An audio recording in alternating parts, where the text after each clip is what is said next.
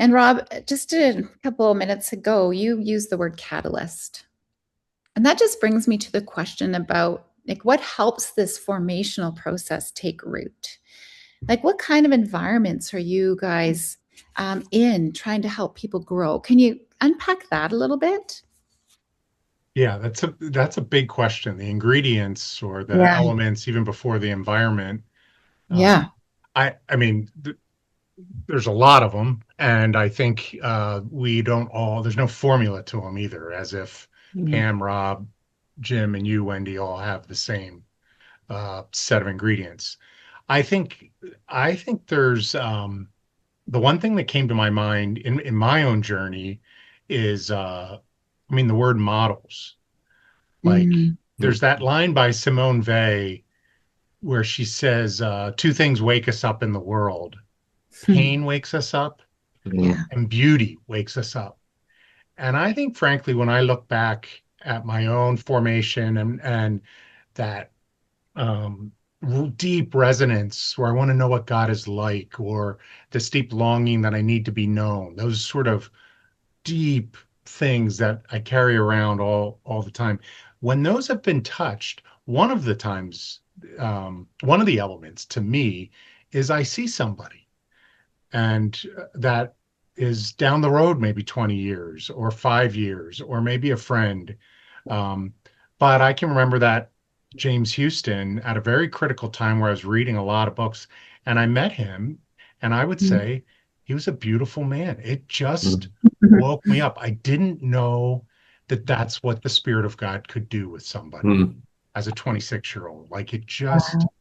now, when I would slow down and process that, I realized that there was more people, maybe a little less dramatic than him, that were in my background, and certainly since then. So that sense of, I think sometimes we just need to see it in flesh without knowing exactly what it is all the time, but Mm. kind of like in Acts when the the religious leaders hear these unlearned and Mm. unschooled men preaching and teaching.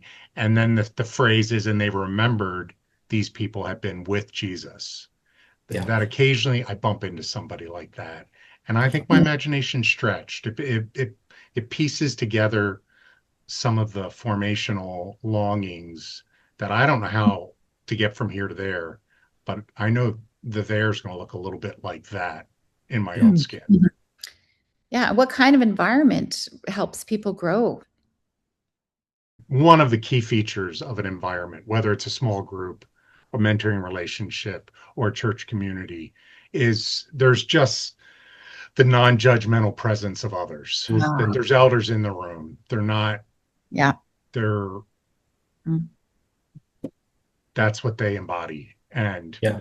so they're um yeah, they provide presence, not Mm. always advice at all, but presence to know um permission.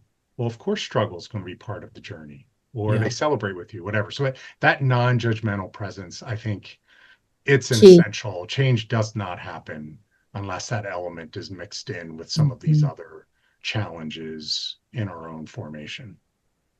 Absolutely. I would agree. And I think what you're getting at, Rob, probably at some level is that humility that we're all learners.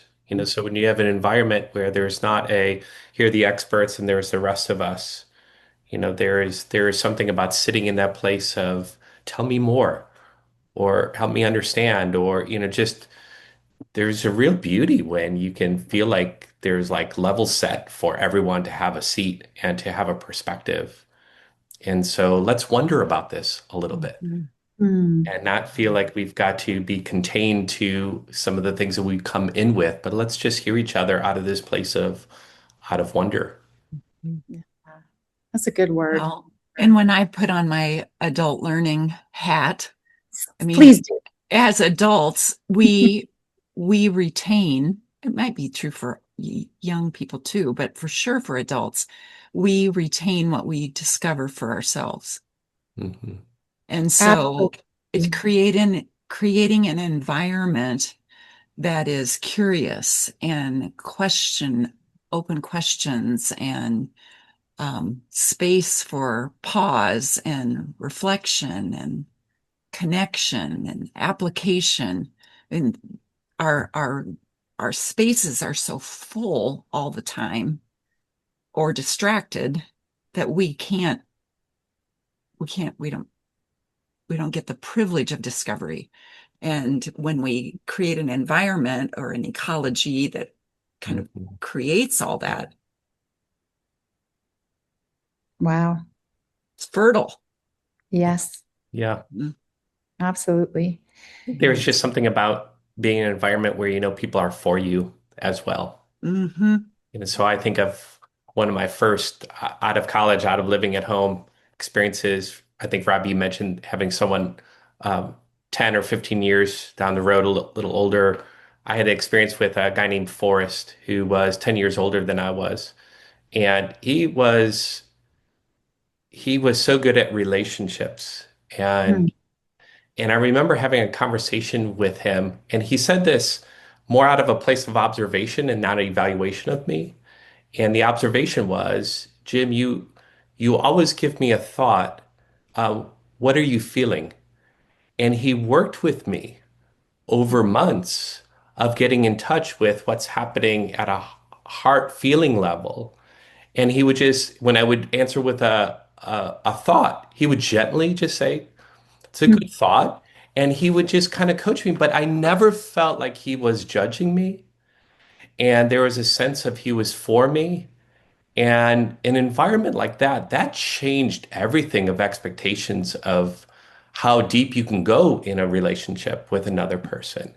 And it changed, expectations of friendship and a desire for that. And that really came out of someone who was for me and not coming at me in an evaluative way, but in a Hmm. Hmm. observation and just I think there's more for you.